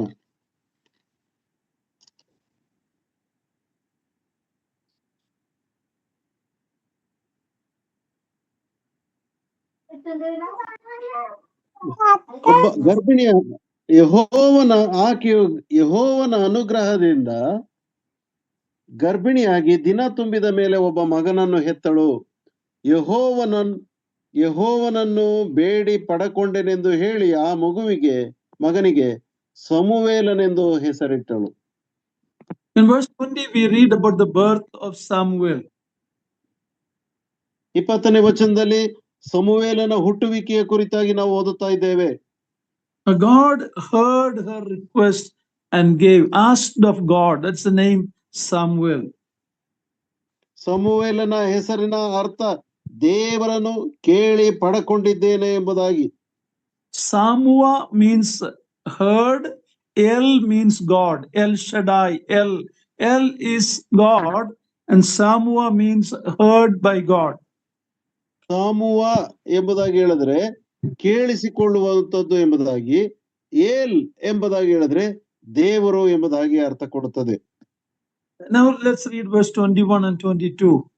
ಈಗ ನಾವು 21 ಮತ್ತು 22ನೇ ವಚನವನ್ನು ನಾವು ಓದುತ್ತೇವೆ. ಎಲ್ಕಾನನು ಕುಟುಂಬ ಸಹಿತವಾಗಿ ಎಂದಿನಂತೆ ಯೆಹೋವನಿಗೆ ವಾರ್ಷಿಕ ಯಜ್ಞವನ್ನು ಅರ್ಪಿಸುವುದಕ್ಕೂ ಹರಕೆ ಸಲ್ಲಿಸುವುದಕ್ಕೂ ಹೋಗುವುದಕ್ಕೆ ಸಿದ್ಧನಾಗಲು ಹನ್ನಳು, ಮಗನು ಮೊಲೆ ಬಿಡುವವರೆಗೂ ನಾನು ಬರುವುದಿಲ್ಲ, ಅವನು ಯೆಹೋವನ ಸನ್ನಿಧಿಯಲ್ಲಿ ಕಾಣಿಸಿಕೊಂಡು ಯಾವಾಗಲೂ ಅಲ್ಲಿಯೇ ಇರುವ ಹಾಗೆ ಆಮೇಲೆ ತೆಗೆದುಕೊಂಡು ಬರುವೆನು ಎಂದು ಹೇಳಿದಳು. Here we read about Hannah and the rest of Elkanah and the rest of the family going to Shiloh to worship the Lord as they are used to, but Hannah is not going because she realized the need to wean that child at early years of weaning. She understood the importance of it. ಇಲ್ಲಿ ಎಲ್ಕಾನನು ಕುಟುಂಬ ಸಹಿತವಾಗಿ ವಾರ್ಷಿಕ ಯಜ್ಞವನ್ನು ಅರ್ಪಿಸುವುದಕ್ಕೆ ಶಿಲೋವಿಗೆ ಹೋಗುವಂತ ಸಂದರ್ಭದಲ್ಲಿ ಹನ್ನಳು ಈ ಬಾರಿ ಹೋಗಲಿಲ್ಲ. ಯಾಕೆ ಎಂಬುದಾಗಿ ಹೇಳಿದ್ರೆ, ಮಗುವಿನ ಪ್ರಾರಂಭಿಕ ಒಂದು ಸಂಗತಿ, ಅದು ಹಾಲನ್ನ ಕುಡಿಯುವಂತ ವಯಸ್ಸಿನಲ್ಲಿ ಅದಕ್ಕೆ ಹಾಲುಣಿಸುವುದಕ್ಕೋಸ್ಕರವಾಗಿ ಆಕೆ ಉಳ್ಕೊಂಡದ್ದನ್ನ ನೋಡುತ್ತೇವೆ. And her husband agreed to that, saw the wisdom in her. So he agreed with that. You are right. He saw her wisdom in weaning that child or preparing that child. ಆಕೆಯ ಗಂಡನು ಇದಕ್ಕೆ ಒಪ್ಪಿಕೊಂಡನು. ಯಾಕೆಂಬುದಾಗಿ ಹೇಳಿದ್ರೆ, ತನ್ನ ಹೆಂಡತಿಯಲ್ಲಿದ್ದಂತಹ ಆ ಜ್ಞಾನವನ್ನ ಮೆಚ್ಚುವವನಾಗಿ ಆ ಎಳೆ ಪ್ರಾಯದ ಮಗುವಿಗೆ ಹಾಲನ್ನ ಕೊಡಿಸುವುದಕ್ಕೆ ಆತನು ಸಮ್ಮತಿ ಕೊಟ್ಟನು. So she was a woman of discernment, knowing her motherly responsibility, even though it is for a short while, only maybe 2, 3 or 4 years, we don't know. Same like Moses' mother, preparing that baby in the early few years, Hannah also did the same thing. ಅದು 2 ಅಥವಾ 3 ವರ್ಷಗಳು ಇರಬಹುದು, ಗೊತ್ತಿಲ್ಲ. ಆದ್ರೆ ಹನ್ನಳು ತನ್ನ ಮಗುವನ್ನ ಸಿದ್ಧಪಡಿಸಿ ದೇವರ ಸನ್ನಿಧಾನಕ್ಕೆ ಒಪ್ಪಿಸಿಕೊಡುವುದಕ್ಕೋಸ್ಕರವಾಗಿ ಆ ಮೋಶೆಯ ತಾಯಿಯು ಯೋಕೆಬೆದಳು ಹೇಗೆ ಮಾಡಿದಳೋ ಅದೇ ಪ್ರಕಾರವಾಗಿ ಹನ್ನಳು ಇಲ್ಲಿ ಮಾಡುವಂತವಳಾಗಿದ್ದಾಳೆ. Okay, let's read 23 to 28. 23ರಿಂದ 28ನೇ ವಚನದವರೆಗೆ ನಾವು ಓದಿಕೊಳ್ಳೋಣ. ಆಕೆಯ ಗಂಡನಾದ ಎಲ್ಕಾನನು ಆಕೆಗೆ, ನಿನಗೆ ಸರಿ ತೋರುವ ಪ್ರಕಾರ ಆಗಲಿ, ಮಗನು ಮೊಲೆ ಬಿಡುವವರೆಗೆ ಇರು, ಯೆಹೋವನು ತನ್ನ ವಾಕ್ಯವನ್ನು ದೃಢಪಡಿಸಲಿ ಅಂದನು. ಮಗನು ಮೊಲೆ ಬಿಡುವ ತನಕ ಹನ್ನಳು ಮನೆಯಲ್ಲೇ ಇದ್ದು ಅವನನ್ನು ಸಾಕಿದಳು. ಅನಂತರ ಆಕೆಯು 3 ವರ್ಷದ ಒಂದು ಹೋರಿಯನ್ನು, 30 ಸೇರು ಹಿಟ್ಟನ್ನು, 1 ತಿತ್ತಿ ದ್ರಾಕ್ಷಾರಸವನ್ನು ತೆಗೆದುಕೊಂಡು ಪುತ್ರ ಸಹಿತವಾಗಿ ಶಿಲೋವಿನಲ್ಲಿದ್ದ ಯೆಹೋವನ ಮಂದಿರಕ್ಕೆ ಬಂದಳು. ಮಗನು ಇನ್ನೂ ಚಿಕ್ಕವನಾಗಿದ್ದನು. ಅವರು ಹೋರಿಯನ್ನು ಯಜ್ಞ ಮಾಡಿದ ಮೇಲೆ ಮಗನನ್ನು ಏಲಿಯ ಬಳಿಗೆ ತಂದರು. ಹನ್ನಳು ಏಲಿಗೆ, ಸ್ವಾಮಿ ನಿನ್ನ ಜೀವದಾಣೆ, ಮೊದಲು ಯೆಹೋವನ ಸನ್ನಿಧಿಯಲ್ಲಿ ಪ್ರಾರ್ಥನೆ ಮಾಡುತ್ತಾ ಇಲ್ಲಿ ನಿನ್ನ ಹತ್ತಿರ ನಿಂತಿದ್ದ ಸ್ತ್ರೀಯು ನಾನೇ. ಆತನು ನನ್ನ ಪ್ರಾರ್ಥನೆಯ ಫಲವಾಗಿ ಅನುಗ್ರಹಿಸಿದ ಮಗನು ಇವನೇ. ನಾನು ಇವನನ್ನು ಯೆಹೋವನಿಗೆ ಒಪ್ಪಿಸಿಬಿಟ್ಟಿದ್ದೇನೆ. ಇವನು ಜೀವದಿಂದಿರುವ ತನಕ ಆತನಿಗೆ ಪ್ರತಿಷ್ಠಿತನಾಗಿರುವನು ಎಂದು ಹೇಳಿದಳು. ಆಮೇಲೆ ಅವರು ಯೆಹೋವನಿಗೆ ನಮಸ್ಕರಿಸಿದರು. What a beautiful thing. She not only vowed to give this boy to the Lord, but she fulfilled that vow. ಎಂತ ಅದ್ಭುತವಾದಂತಹ ಸಂಗತಿ ಇಲ್ಲಿದೆ ನೋಡ್ರಿ. ಆಕೆ ಕೇವಲ ಹರಕೆ ಮಾಡಿಕೊಂಡದ್ದು ಮಾತ್ರವಲ್ಲದೆ ಆ ಹರಕೆಯನ್ನ ನೆರವೇರಿಸಿದ್ದನ್ನು ಸಹ ಇಲ್ಲಿ ನಾವು ನೋಡ್ತೇವೆ. When we ask God and God gives whatever it may be, then we forget that what we promised. ನಾವು ಪ್ರಾರ್ಥನೆ ಮಾಡಿ ಬೇಡಿ ಪಡಕೊಂಡ ನಂತರ ನಾವು ಆ ಒಂದು ಸಂಗತಿಯನ್ನ ನಾವು ಮರೆತು ಬಿಡುತ್ತೇವೆ. ನಾವು ಅದಕ್ಕೆ ಕುರಿತಾಗಿ ನಾವು ದೇವರಿಗೆ ನಾವು ಎಲ್ಲವನ್ನ ಮರೆತು ನಾವು ಜೀವಿಸ್ತೇವೆ. Many parents will make a vow that if I get a child, I'll give to God. But when the child grows up and become very educated and have good opportunity to make money, they forget about what they vowed to God. ಅನೇಕ ದಂಪತಿಗಳು ಮಗು ಇಲ್ಲದೆ ಇರುವಾಗ ಹರಕೆ ಮಾಡಿ ಆತನು ಹುಟ್ಟಿದಾಗ ನಿನಗೆ ಅರ್ಪಿಸುತ್ತೇನೆ ಎಂಬುದಾಗಿ ತೀರ್ಮಾನ ಮಾಡಿ ನಂತರ ಮಗು ಬೆಳೆದು ದೊಡ್ಡವನಾಗಿ ಒಂದು ಕೆಲಸಕ್ಕೆ ಸೇರಿ ಹಣ ಗಳಿಸುವಂತವನಾದಾಗ ಇಂಥ ಹರಕೆಗಳನ್ನ ಮರೆತು ಬಿಡುವಂತವರಿದ್ದಾರೆ. We ask for children. When the children come, then we cannot even go to meetings normally. ಮಕ್ಕಳು ಇಲ್ಲದೆ ಇರುವಾಗ ಮಕ್ಕಳನ್ನ ನಾವು ಬೇಡಿಕೊಂಡು ಹರಕೆ ಮಾಡಿಕೊಳ್ಳುತ್ತೇವೆ. ಆದ್ರೆ ಮಕ್ಕಳು ಹುಟ್ಟಿದ ನಂತರ ಆ ಕೂಟಗಳಿಗೂ ಸಹ ಅವರನ್ನ ಕರ್ಕೊಂಡು ಹೋಗಲಾರದ ಸ್ಥಿತಿಗೆ ಹೋಗುತ್ತೇವೆ. Very serious about the vow that we make before God. ದೇವರ ಎದುರಿನಲ್ಲಿ ನಾವು ಮಾಡುವಂತ ಹರಕೆಗಳ ಕುರಿತಾಗಿ ನಾವು ಬಹು ಗಂಭೀರವಾಗಿ ನಾವು ಆಲೋಚಿಸಬೇಕು. Bible said it is better not to make the vow than make and not fulfill it.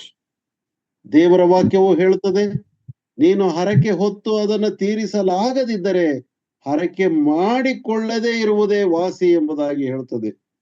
Takes our word very seriously. God says, let your yes be yes, let your no be no.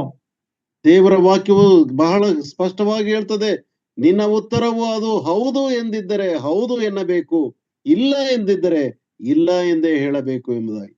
The book of Judges, we see a man called Jephthah, one of the judge in chapter 11, verse 30 and 39.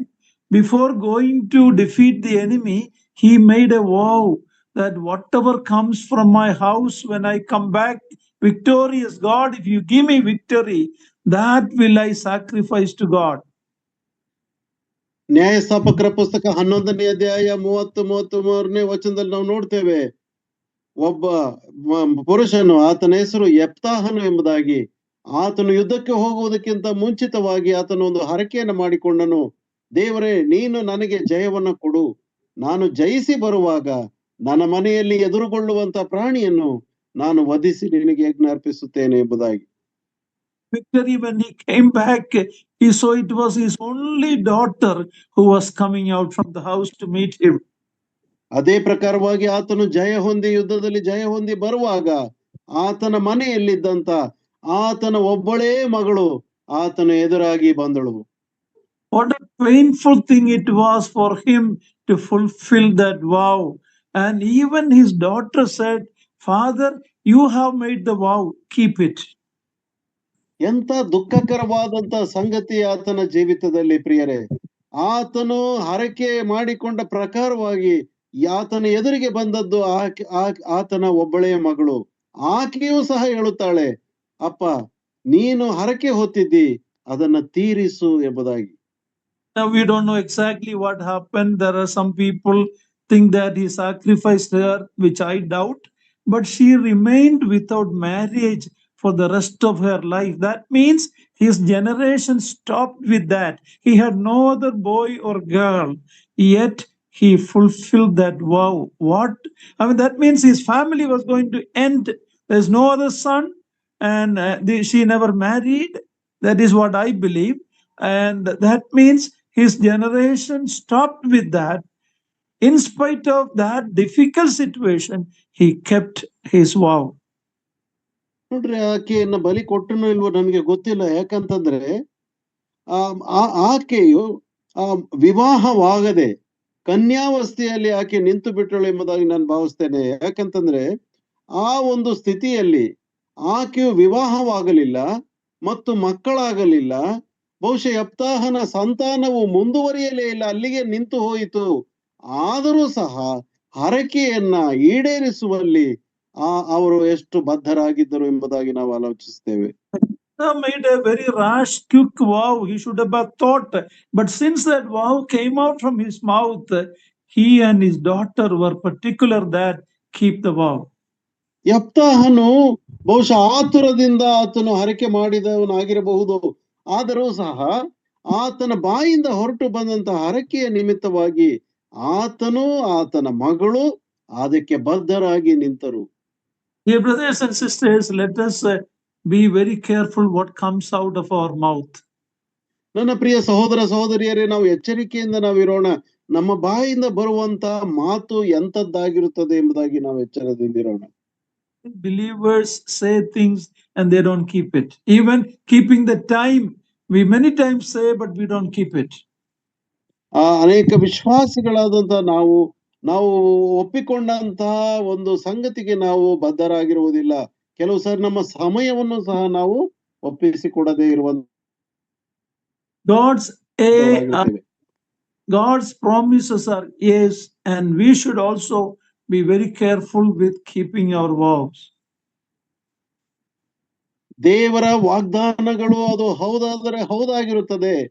ಆದುದರಿಂದ ನಾವು ಸಹ ಅದೇ ಪ್ರಕಾರವಾಗಿ ನಮ್ಮ ಹರಕೆಗಳು ತೀರ್ಮಾನಗಳನ್ನ ಅದಕ್ಕೆ ಒಪ್ಪಿದವರಾಗಿ ಅದನ್ನ ನೆರವೇರಿಸುವಂತವರಾಗಿರಬೇಕು. Like Hannah, let us have a desire to give our children to the Lord, no matter what, anything more than anything else. If our children will be serving God or living for God, that spiritual barrenness to remove, may that be our hunger and our prayer. ಅನ್ನಳ ಹಾಗೆ ನಮ್ಮ ಮಕ್ಕಳನ್ನ ದೇವರಿಗೋಸ್ಕರವಾಗಿ ಅರ್ಪಿಸಿ ದೇವರ ಸೇವೆಯನ್ನ ಮುಂದುವರಿಸುವ ಹಾಗೆ ನಮ್ಮ ಮಕ್ಕಳನ್ನ ತರಬೇತಿಗೊಳಿಸಿ ನಾವು ಒಪ್ಪಿಸುವಂತವರಾಗಿರಬೇಕು. ಆಗ ನಮ್ಮ ಆತ್ಮಿಕವಾದಂತ ಬಂಜೆತನ ನಿಜವಾಗಿಯೂ ಅದು ಇಲ್ಲದೆ ಇರುವಂತಹ ಒಂದು ಸ್ಥಿತಿಗೆ ಬರುವಂತದ್ದಾಗಿರ್ತದೆ. Vowed, and Hannah was particular that she gave her son back to only one son at that time. She had only one son at that time. She completely gave him to the Lord for the rest of his life. ಹನ್ನಳು ಹರಕೆ ಮಾಡಿಕೊಂಡ ನಂತರ ಆಕೆಗಿದ್ದದ್ದು ಈತನ ಒಬ್ಬನೇ ಮಗನು. ಈ ಒಬ್ಬನೇ ಮಗನನ್ನು ಸಹ ಆಕೆಯ ಹರಕೆಯನ್ನ ನಿಷ್ಫಲಗೊಳಿಸದೆ ಅದನ್ನ ನೆರವೇರಿಸಿ ಆತನನ್ನ ದೇವರ ಸನ್ನಿಧಿಗೆ ಒಪ್ಪಿಸಿ ಬಿಟ್ಟಳು. What was the result of that? Let's turn to chapter 2 verse 21. ಇದರ ಫಲಿತಾಂಶವೇನಾಯಿತು ಅದನ್ನು ನಾವು 21ನೇ ಅಧ್ಯಾಯದಲ್ಲಿ ನಾವು ನೋಡ್ತೇವೆ. Chapter 2 verse 21 verse ವಾಕ್ಯ. 2ನೇ ಅಧ್ಯಾಯ 21ನೇ ವಚನದಲ್ಲಿ ಅದನ್ನು ನೋಡ್ತೇವೆ. 2ನೇ ಅಧ್ಯಾಯ 21ನೇ ವಚನ. ಯೆಹೋವನು ಕಟಾಕ್ಷಿಸಿದ್ದರಿಂದ ಹನ್ನಳಿಗೆ 3 ಮಂದಿ ಗಂಡು ಮಕ್ಕಳು 2 ಹೆಣ್ಣು ಮಕ್ಕಳು ಆದರು. ಬಾಲಕನಾಗಿದ್ದ ಸಮುವೇಲನು ಯೆಹೋವನ ಸನ್ನಿಧಿಯಲ್ಲೇ ದೊಡ್ಡವನಾದನು. He gave, when she had only one son, she gave to him completely. She didn't know that I will have more children. See, Bible says, and we can be sure, God is not a debtor to anybody.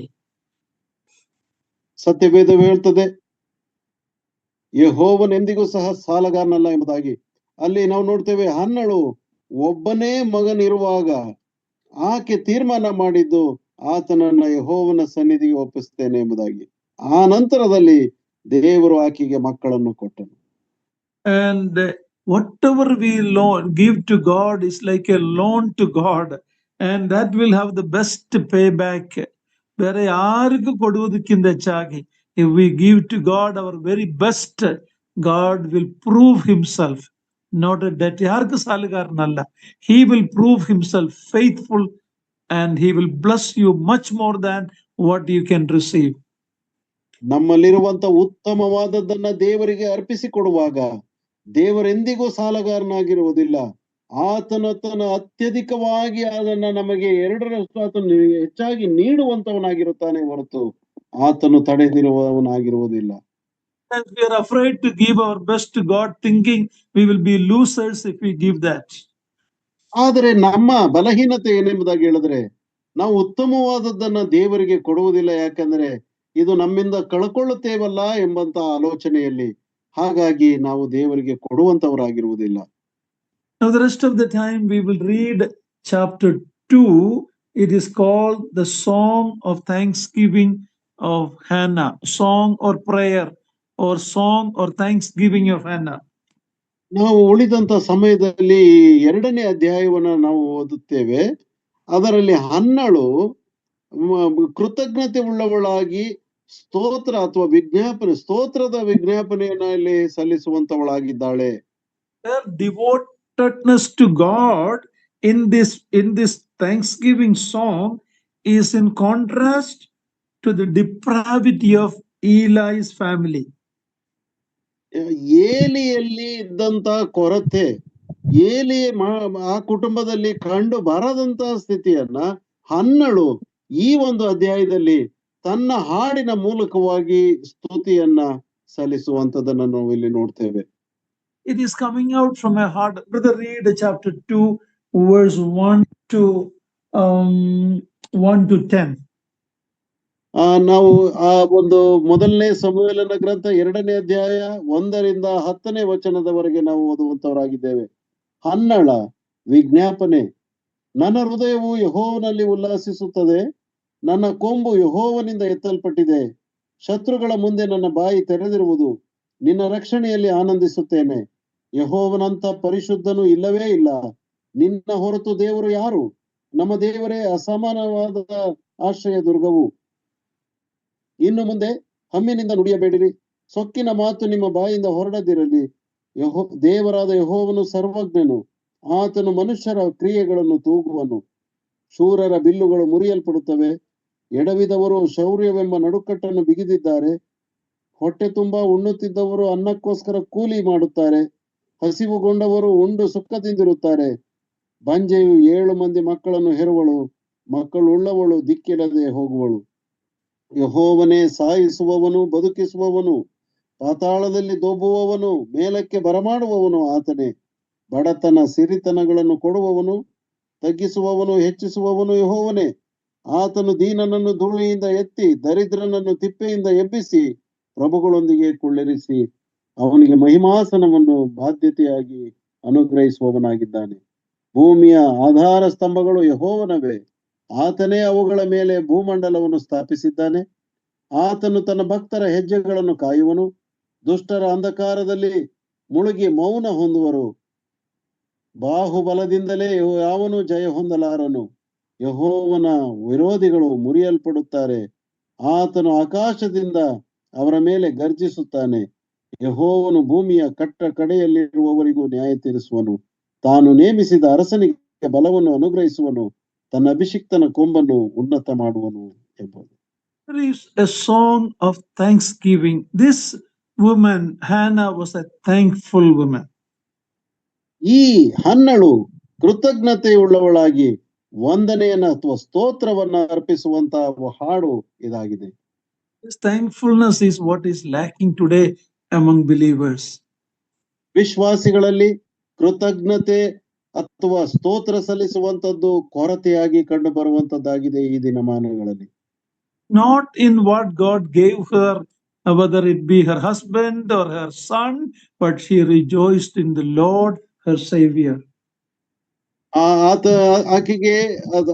ಆಕೆಯ ಗಂಡನಾಗಿರಬಹುದು ಅಥವಾ ಒಬ್ಬ ಗಂಡು ಮಗು ಆಗಿರಬಹುದು, ಆದರೆ ಆಕೆಯು ತನ್ನ ದೇವರಾದ ಯೆಹೋವನಲ್ಲಿ ಆನಂದಿಸುವವಳಾಗಿ ಆತನಿಗೆ ಸ್ತೋತ್ರವನ್ನ ಸಲ್ಲಿಸುವಂತವಳಾಗಿದ್ದಾಳೆ. Is not in the given thing, but in the giver. That's where we go wrong many times. We are so happy with what God has given us, we forget the giver of the gift. ನಾವು ಅನೇಕ ಸಾರಿ ನಮ್ಮ ಬಲಹೀನತೆ ಇರುವಂತದ್ದು ಇದರಲ್ಲೇ. ನಾವು ಕೊಡಲ್ಪಟ್ಟಂತ ವಸ್ತುಗಳಲ್ಲಿ ಹಿಗ್ಗುತ್ತೇವೆ, ಆದರೆ ಕೊಟ್ಟವನನ್ನು ನಾವು ಮರೆತು ಬಿಡುತ್ತೇವೆ. ಆದಾಗ್ಯೂ ನಾವು ಕೊಟ್ಟವನನ್ನು ನೆನೆಸಿ ಆತನಿಗೆ ಕೃತಜ್ಞತೆ ಉಳ್ಳವರಾಗಿರಬೇಕು. These verses, these songs of Hannah, it shows us the in-depth knowledge of God that she had. ಆಕೆಯ ಪದಗಳನ್ನ ನೋಡ್ರಿ, ಆಕೆಯ ಸ್ತುತಿ ಪದಗಳಲ್ಲಿ ಆ ದೇವರ ಕುರಿತಾದಂತ ಆಳವಾದಂತ ಜ್ಞಾನವು ಅಲ್ಲಿ ವ್ಯಕ್ತಪಡಿಸುವಂತದ್ದಾಗಿದೆ. No, this is without maybe not even one book of the Bible in her hand. ಬಹುಶಃ ಆಕೆಯ ಕೈಯಲ್ಲಿ ಸತ್ಯವೇದದ ಒಂದು ಪುಸ್ತಕವು ಆಕೆಯ ಕೈಯಲ್ಲಿ ಇರಲಿಲ್ಲ. But she understood that this God is a holy God. ಆದರೆ ಆಕೆಗೆ ಅರ್ಥವಾಗಿತ್ತು ಈ ದೇವರು ಪರಿಶುದ್ಧನಾದಂತಹ ದೇವರು ಎಂಬುದು. It seems to have that she has a rebuke to Penina in some of these verses. ಇದರಲ್ಲಿ ಇರ್ತಕ್ಕಂಥ ಕೆಲವು ವಾಕ್ಯಗಳಲ್ಲಿ ಪೆನಿನ್ನಳಿಗೆ ಒಂದು ಹಿನ್ನಡೆಯಾಗಿ ತಿರಸ್ಕರಿಸುವಂತ ಒಂದು ಮಾತುಗಳಿರಬಹುದು. ಖಂಡಿಸುವ, ಡೋಂಟ್ ಬಿ ಪ್ರೌಡ್ ಹೇಳುವುದಿದ್ದರೂ her words goes beyond that to last verse about the Messiah's coming, the anointed one. Up to that she prophesied in this song. ಈ ಹಾಡಿನಲ್ಲಿ ಆಕೆ ಪೆನಿನಳಿಗೆ ಚುಚ್ಚುವಂತಹ ರೀತಿಯಲ್ಲಿ ಮಾತುಗಳಿದ್ದರೂ ಸಹ, ಆದ್ರೆ ಆ ಅಂತಿಮವಾಗಿ ಬರುವಂತ ವಾಕ್ಯಗಳಲ್ಲಿ ಅಭಿಷಿಕ್ತನ ಅಂದ್ರೆ ಮೆಸ್ಸಿಯನ ಕುರಿತಾಗಿ ಆಕೆಯು ಪ್ರವಾದನೆಯನ್ನು ನೀಡುವಂತ ಮಾತುಗಳನ್ನು ಸಹ ಅಲ್ಲಿ ವ್ಯಕ್ತಪಡಿಸುತ್ತಾಳೆ. When we go to Luke chapter 1, what is known as Mary's Magnificat, like Mary praising the Lord, looks like Mary has borrowed these words from Hannah's songs. ಲೂಕನ ಸುವಾರ್ತೆ 1ನೇ ಅಧ್ಯಾಯದಲ್ಲಿ ಮರಿಯಳ ಒಂದು ಸ್ತುತಿ ಪದಗಳನ್ನು ನೋಡುವಾಗ ಅಲ್ಲಿ ಹೇಗೆ ಕಂಡು ಬರ್ತದೆ ಎಂಬುದಾಗಿ ಹೇಳಿದ್ರೆ, ಮರಿಯಳು ಹನ್ನಳಿಂದ ಮಾತುಗಳನ್ನ ಪಡೆದವಳಾಗಿ ಆಕೆ ಹೇಳುತ್ತಿದ್ದಾಳೋ ಎಂಬಂತೆ ಅಲ್ಲಿ ಭಾಸವಾಗುತ್ತದೆ. Knowledge of God and his attributes are very deep. ದೇವರ ಕುರಿತಾದಂತಹ ಜ್ಞಾನವು, ಆತನ ಗುಣಲಕ್ಷಣಗಳು, ಅದು ಬಹು ಆಳವಾದಂತ ವಿಷಯವಾಗಿದೆ. God as her savior, her salvation, she also knew God is also the judge. ದೇವರು ಆಕೆಯ ರಕ್ಷಕನು, ಆಕೆಯ ರಕ್ಷಣೆಗೆ ಮೂಲ ಕಾರಣ ಎಂಬುದಾಗಿಯೂ ತಿಳ್ಕೊಂಡಿದ್ದಾಳೆ. ಅಷ್ಟು ಮಾತ್ರವಲ್ಲ, ಆತನು ನ್ಯಾಯಾಧಿಪತಿ ಎಂಬುದನ್ನು ಸಹ ತಿಳ್ಕೊಂಡಿದ್ದಾಳೆ. She understood the sovereignty of God. He is able to kill and he is able to give life. He is able to kill and make alive. ದೇವರ ಒಂದು ಸಾರ್ವಭೌಮತ್ವವನ್ನು ಸಹ ಆಕೆಯು ನಂಬಿದವಳಾಗಿದ್ದಾಳೆ. ಯಾಕಂದ್ರೆ ದೇವರು ಸಾಯಿಸುವವನು, ದೇವರು ಬದುಕಿಸುವವನು ಆಗಿದ್ದಾನೆ ಎಂಬುದು ಆಕೆಯ ಸ್ತುತಿಯಲ್ಲಿ ಬರುತ್ತದೆ. To make rich and poor. ಮತ್ತು ದೇವರು ಒಬ್ಬನಿಗೆ ಬಡತನವನ್ನು ಸಿರಿತನವನ್ನು ಕೊಡ್ತಕ್ಕಂಥವನು ಎಂಬುದನ್ನು ಸಹ ಆಕೆ ಹೇಳುತ್ತಾಳೆ. Wish we had more time to go through each verses. You go home and read her song, her thanksgiving. So much we can learn about our God. ನಮಗೆ ಸಮಯವಿಲ್ಲ, ಆದ್ರೆ ನಿಮಗೆ ಸಮಯ ಸಿಕ್ಕಿದಾಗ ಅದನ್ನು ನೋಡ್ರಿ. ಆ ದೇವರ ಕುರಿತಾಗಿ ಆಕೆ ವರ್ಣಿಸುವುದನ್ನ ಮತ್ತು ಆಕೆಗೆ ಎಷ್ಟು ಕೃತಜ್ಞತೆ ಉಳ್ಳವಳಾಗಿದ್ದಾಳೆ ಎಂಬುದನ್ನು ನೀವು ಅಲ್ಲಿ ಕಂಡುಕೊಳ್ಳುತ್ತೀರಿ. So we have an amazing woman of God in Hannah that we all can learn from, especially my sisters. You learn this character of Hannah and become like that. ಆದುದರಿಂದ ಹನ್ನಳು ಒಬ್ಬ ವಿಶೇಷವಾದಂತ ಒಂದು ಸ್ತ್ರೀಯನ್ನ ನಾವು ಸತ್ಯವೇದದಲ್ಲಿ ನಾವು ನೋಡ್ತೇವೆ. ಆದುದರಿಂದ ಪ್ರಿಯ ಸಹೋದರಿಯರೇ, ಈ ಹನ್ನಳ ಒಂದು ಮಾದರಿಯನ್ನ ನೀವು ಅನುಸರಿಸುವಂತವರಾಗಿರ್ರಿ. The great ministry that you have is praying like Hannah. Pour your tears before God for our children and for the leadership of the assembly. You sisters have a tremendous ministry. Just because you cannot preach in the church, don't belittle the opportunity God gives you to be a prayer warrior. ಪ್ರಿಯ ಸಹೋದರಿಯರೇ, ಸಭೆಯಲ್ಲಿ ಮಾತನಾಡದೇ ಇರುವಂತದ್ದು ಎಂಬುದಾಗಿ ನೀವು ಚಿಂತಿಸದೆ, ನಿಮ್ಮನ್ನ ಕನಿಷ್ಠರು ಎಂಬುದಾಗಿ ಯೋಚಿಸದೆ, ನಿಮ್ಮ ಮಕ್ಕಳಿಗೋಸ್ಕರವಾಗಿ, ಸಭಾ ನಾಯಕರುಗಳಿಗೋಸ್ಕರವಾಗಿ ನೀವು ಕಣ್ಣೀರನ್ನ ದೇವರ ಮುಂದೆ ಸುರಿಸಿ ಪ್ರಾರ್ಥನೆ ಮಾಡುವಂತದ್ದನ್ನ ನೀವು ಮಾಡುವಾಗ ನಿಮ್ಮ ಸೇವೆಯು ಅತ್ಯುತ್ತಮವಾದಂತಹ ಸೇವೆಯಾಗಿ ಕಂಡು ಬರುತ್ತದೆ. You are not allowed to preach, but you can produce preachers through your prayer. ನೀವು ಬೋಧಿಸುವುದಕ್ಕೆ ನಿಮಗೆ ಅನುಮತಿ ಇಲ್ಲ, ನಿಜ. ಆದರೆ ಬೋಧಕರನ್ನ ನಿಮ್ಮ ಕಣ್ಣೀರಿನ ಪ್ರಾರ್ಥನೆಯಿಂದ ನೀವು ಉತ್ಪತ್ತಿ ಮಾಡುವಂತವರು ನೀವಾಗಬಹುದು. Be it your children or other children in the assembly or among our midst, your prayer can produce God's servants.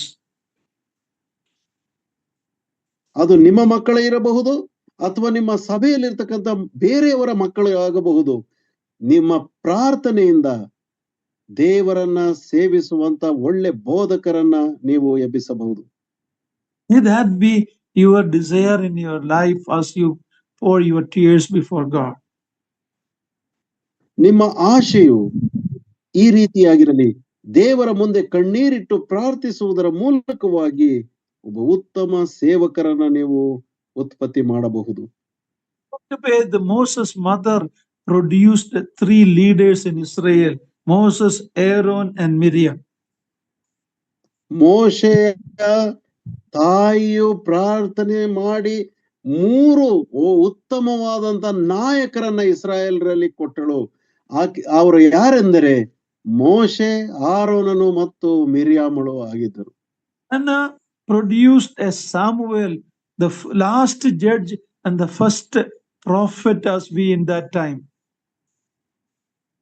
ಹನ್ನಳ ಪ್ರಾರ್ಥನೆಯಿಂದ ಹುಟ್ಟಿದಂತ ಸಮುವೇಲನು, ಆತನು ಇಸ್ರಾಯೇಲರಲ್ಲಿ ಕೊನೆಯ ನ್ಯಾಯಸ್ಥಾಪಕನು ಮತ್ತು ಪ್ರವಾದಿಗಳಲ್ಲಿ ಮೊದಲನೆಯವನು ಆಗಿದ್ದನು. Timothy's mother and grandmother produced Timothy. ತಿಮೋತಿಯ ತಾಯಿ ಮತ್ತು ಅಜ್ಜಿ ಎಂದಿರು ಉತ್ತಮವಾದ ಯವನಸ್ಥನಾದ ತಿಮೋಥೆಯನನ್ನು ಕೊಟ್ಟರು. Samuel became a great man of God mainly because of his mother's prayer and vow and keeping that and her thankful heart.